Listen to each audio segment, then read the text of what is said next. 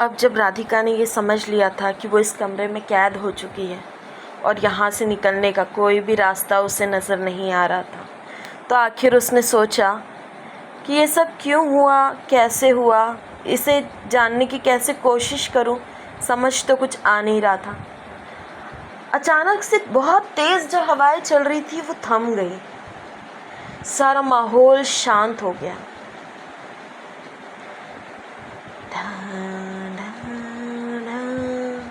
इतनी शांति कि अब वो ये समझ नहीं पा रही कि ये हुआ क्या। अचानक से इतनी जो हवाएं थी, ये जो सन्नाटा हवाएं चल रही थी, ये सन्नाटे में कैसे बदल गई। राधिका ये सब सोच पाती, कुछ और आगे अपना दिमाग लगा पाती, तब अचानक ही उससे एक आवाज़ सुनाई दी, राधिका, राधिका। ये आवाज़ सुनकर वो दहल सी गई। दरअसल ये आवाज़ उसके पापा की थी। हाँ, ये आवाज़ उसके पापा की थी। लेकिन ऐसा कैसे हो सकता था? उसके पापा तो अब रहे नहीं। उसके पापा की तो एक कार एक्सीडेंट में कुछ समय पहले मौत हो चुकी थी ना।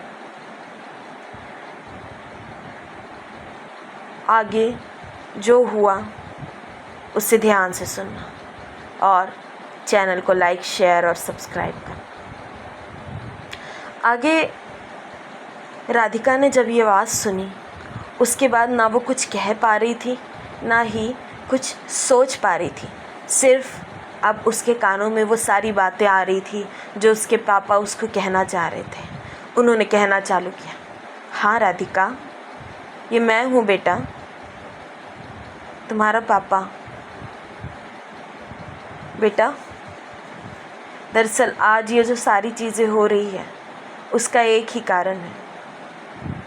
मैं इस दुनिया से तो चला गया, लेकिन मेरी आत्मा को कभी भी शांति नहीं मिली। हाँ बेटा, मैं इस दुनिया से तो चला गया, पर मुझे शांति कभी भी नहीं मिली। और जानती हो उसकी वजह कौन है? उसकी वजह है तुम्हारी माँ। ये सुनते ही राधिका सन्न रह गई। उसने बोलने की कोशिश की, लेकिन ऐसा क्या हुआ? आप क्या कह रहे हैं पापा? तभी उसके पापा ने कहा, हाँ मैं सच कह रहा हूँ राधिका। बेटा, मुझे ये सब बातें पहले नहीं पता थी। कुछ समय पहले ही मुझे ये बातें पता चली थी कि तुम्हारी माँ काला जादू करती थी और काला जादू करके वह बहुत सारी शक्तियाँ प्राप्त करती थी। पहले तो शुरू में मुझे ये सब बातें नहीं पता थी। तुम्हारे इतने बड़े होने तक भी उसने मुझे किसी तरह ये सब बातें पता नहीं चलने दी। पर एक रात अचानक जब मेरी नींद खुली और मैंने देखा कि तुम्हारी माँ मेरे बगल में नहीं है, तो मैं उसे ढूंढने निकला।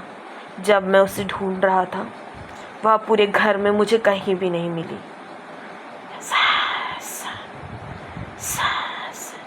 मैं उसे ढूंढे जा रहा था, आवाज़ दे रहा था, राधिका की माँ, कहाँ हो तुम?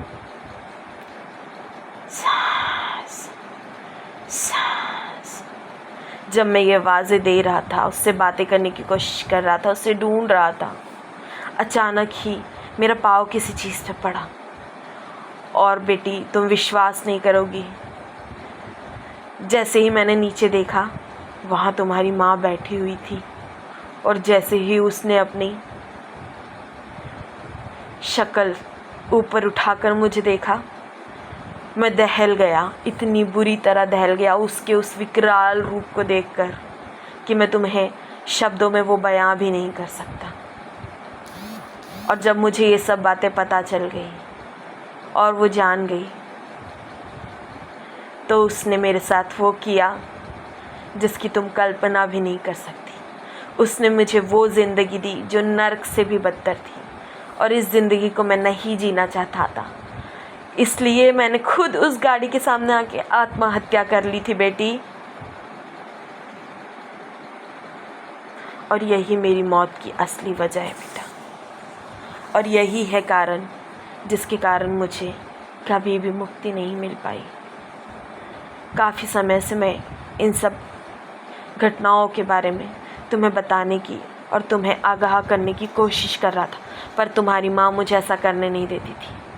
मैं तो मर गया, लेकिन उसने मेरी आत्मा को भी अपने वश में कर रखा था। आज पूर्णिमा की रात थी।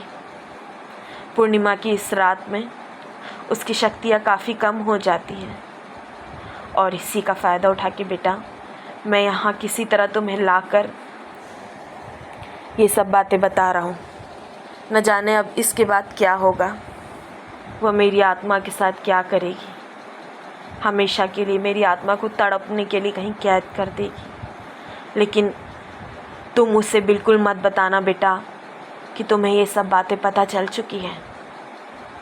पर पापा ये सब क्या कह रहे हैं मुझे कुछ। राधिका ये कह ही रही थी कि तब तक उसके पापा की आत्मा वहाँ से गायब हो गई और उसे एक अलग सी अजीब सी चीखने की आवाज़ आई, राधिका अब ये मुझे नहीं छोड़ेगी, राधिका। और उसके बाद अचानक ही उसके पापा की आवाज़, वो रोशनी, सब कुछ गायब हो गया और एकदम से राधिका की नींद खुली। जब वो उठी उसने देखा उसकी माँ उसके सामने बैठी हुई थी। उसने पूछा, माँ मैं कहाँ, क्या हुआ, मुझे कुछ समझ नहीं आ। माँ क्या कुछ हुआ था मुझे? उसकी माँ ने कहा, अरे नहीं बेटा तुझे कुछ नहीं हुआ था, शायद तूने कोई बुरा सपना देख लिया था और तू बहुत डर रही थी। चल कोई बात नहीं, अब शांति से उठ जा, उठ के कॉलेज भी तो जाना है तुझे। इतना कहकर उसकी माँ वहाँ से चली गई और राधिका सोचने लगी, जो भी आज हुआ क्या वो सच था या कोई सपना या मेरा वहम? क्या मुझे इसके बारे में माँ से बात करनी चाहिए? उसे कुछ समझ नहीं आ रहा था, लेकिन उसने सोचा कि नहीं, अभी फ़िलहाल मैं माँ से इसके बारे में कोई बात नहीं करूँगी। मैं अपनी तरह से इन सब बातों की सच्चाई जानने की कोशिश करूँगी और फिर उसके बाद ही देखूँगी कि आखिर ये सब क्या था। क्या ये सब सच था, मेरा वहम था या सिर्फ सपना? आगे की कहानी जानने के लिए देखते रहिए। राधिका की आत्मा भाग 3 जल्द ही आएगा आपके सामने। तब तक के लिए चैनल को लाइक, शेयर और सब्सक्राइब कर दीजिए। मिलते हैं अगले भाग में।